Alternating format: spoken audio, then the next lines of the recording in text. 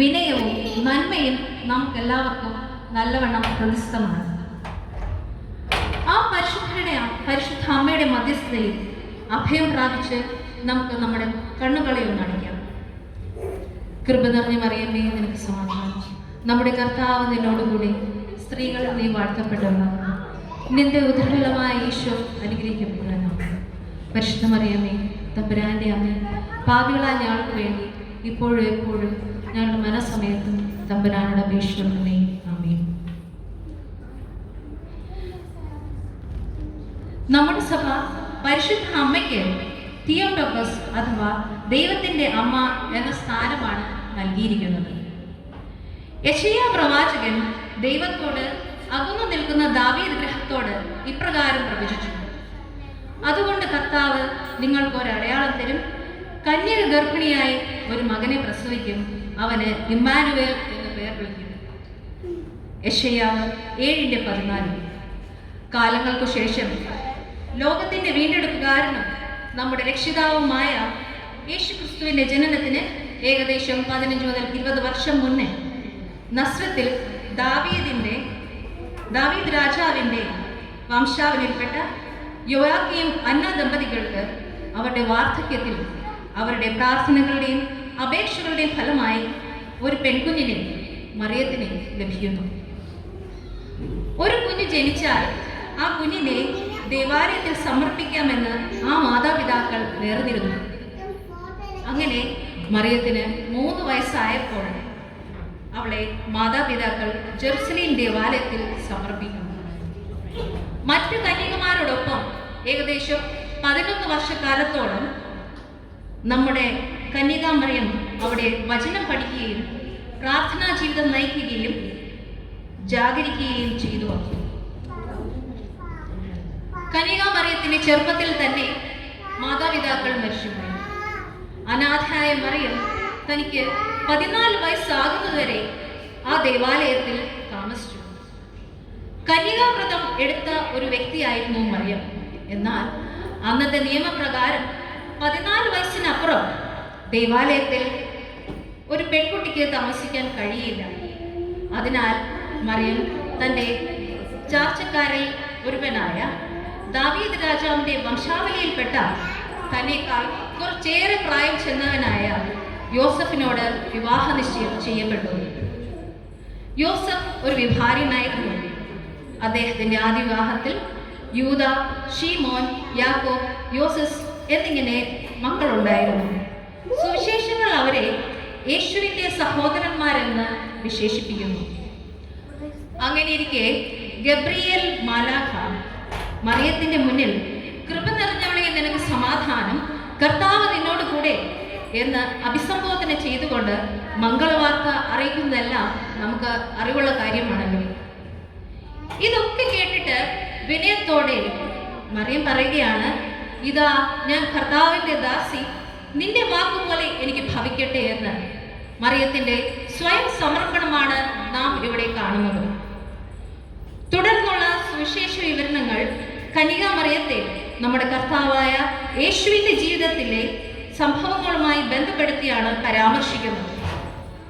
തന്റെ ഹൃദയത്തിൽ ഒരു വാൾ കിടക്കുമെന്ന് പ്രവാചകനായ ഷീമോന്റെ മുന്നറിയിപ്പുണ്ടായിട്ടും യേശുവിന്റെ ഉത്ഥാനത്തോളം മറിയം അചഞ്ചലമായ സഹായിയായും ഉപദേശകയായും വഴികാട്ടിയായും നാം കാണുന്നു. ഒരു അമ്മയ്ക്ക് അനുയോജ്യമായ ജോലികൾ ചെയ്യുന്നതിൽ അതീവ തൽപരയും ധൈര്യവതിയുമായിരുന്നു അമ്മ. യഥാകാലം ബാലനായ യേശുവിനെ ജെറുസലേം ദേവാലയത്തിൽ കാഴ്ച അർപ്പിക്കുവാനും പെസഹ ആചരിക്കാൻ കൊണ്ടുപോകുവാനുമെല്ലാം ആ അമ്മ ശ്രദ്ധിച്ചു. കാനാനിലെ കല്യാണ വിരുന്നിൽ യേശു ക്രിസ്തു ചെയ്ത ആദ്യത്തെ അത്ഭുതം അമ്മയുടെ ദയയും പുത്രനുള്ള മാതാവിന്റെ ഇൻഫ്ലുവൻസിനെയും നമുക്കിവിടെ കാണാൻ കഴിയും. അതിന്റെ ഒരു ഉൾക്കാഴ്ചയാണ് നമുക്കിവിടെ ലഭിക്കുന്നത്. യേശുവിന്റെ പരസ്യ ജീവിതത്തിലും പീഠാസഹനങ്ങളിലും ഉത്ഥാനശേഷവും പിന്നീട് സെഹ്യോൻ മാളികയിൽ മറ്റ് ശിഷ്യന്മാരെ പ്രാർത്ഥനയിലൂടെ ഐക്യപ്പെടുത്തുന്നതിനുള്ള ശക്തിയും നേതൃത്വവും ആ അമ്മ കാഴ്ചവെച്ചു. ഒരിക്കലും ആ ചുണ്ടുകളിൽ നിന്ന് ഒരു ആക്ഷേപമോ നിരാശയോ വന്നതായി നാം കാണുന്നില്ല. പെന്തക്കോസ്ത് നാളിൽ പരിശുദ്ധാത്മാവ് ശിഷ്യരുടെയും മാതാവിന്റെയും മേൽ ആവസിച്ചതിന് ഏകദേശം 10 മുതൽ 20 വർഷം വരെ ജീവിച്ചതായി നാം വായിക്കുന്നു.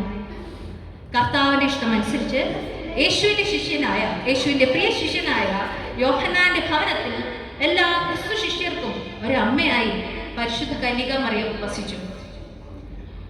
പരിശുദ്ധ കന്യകാമറിയം ഒലീവ് മലയിൽ പ്രാർത്ഥിച്ചുകൊണ്ടിരിക്കുമ്പോൾ ഗബ്രിയേൽ മാലാഖ അവിടെ വീണ്ടും പ്രത്യക്ഷപ്പെടുന്നു. ഇനി 3 ദിവസത്തിനുള്ളിൽ തന്റെ ഭൗമിക ജീവിതം അവസാനിക്കുമെന്ന് അറിയിച്ചു. പലയിടങ്ങളിൽ പ്രസംഗിച്ചുകൊണ്ടിരുന്ന ശിഷ്യന്മാർ ജെറുസലേമിൽ വന്നുകൂടി. മറിയത്തിന്റെ അന്ത്യസമയത്ത് ആ മുറി പ്രകാശപൂരിതമായി. യേശു ക്രിസ്തുദാനം മാലാഖമാരോടുകൂടെ അവിടെ പ്രത്യക്ഷപ്പെട്ടു. അതിവിശുദ്ധമായ അമ്മയുടെ ആത്മാവിനെ സ്വീകരിച്ചു. പരിശുദ്ധ അമ്മയുടെ ആഗ്രഹപ്രകാരം തന്റെ മാതാപിതാക്കളുടെയും നീതിമാനായ യോസഫിന്റെയും ശരീരം അടക്കം ചെയ്ത ഗത്സമന തോട്ടത്തിലുള്ള ആ ഗുഹയിൽ അടക്കം ചെയ്തു. മാതാവിന്റെ കബറടക്കം കഴിഞ്ഞ് 3 ദിവസത്തിന് ശേഷമാണ് തോമസ് ലീഹ അവിടെ എത്തുന്നത്.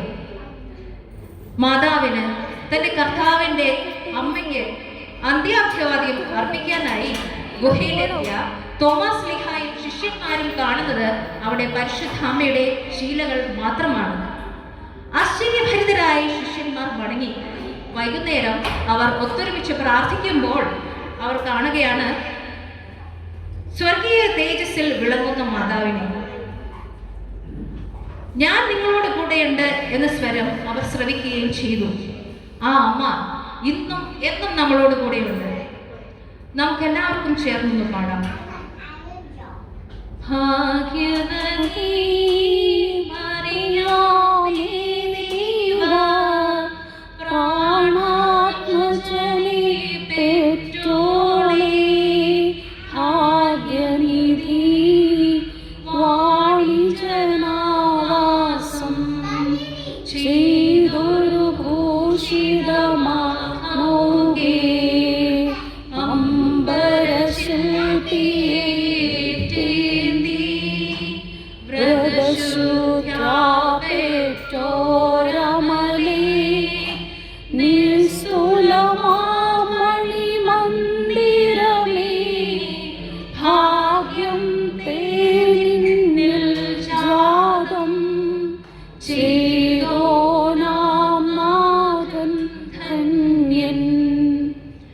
പരിശുദ്ധ മാതാവിന്റെ നോമ്പ് ദിവസങ്ങളിലൂടെ നമ്മൾ കടന്നു പോകുമ്പോൾ ദേവമാതാവിന്റെ നാമത്തിലുള്ള ഈ ഇടവകയിൽ തന്നെ അനേകം അത്ഭുതങ്ങളും അടയാളങ്ങളും സാക്ഷ്യങ്ങളും നമ്മൾ കണ്ടിട്ടുണ്ട്. ഈ വലിയ സൗഭാഗ്യം നമ്മൾ എങ്ങനെ ഉപയോഗിക്കുന്നു എന്നുള്ളത് വളരെ ഇമ്പോർട്ടൻ്റ് ആണ്.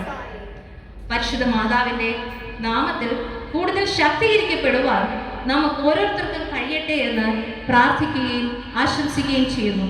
ദൈവം നമ്മളെ എല്ലാവരെയും അനുഗ്രഹിക്കട്ടെ.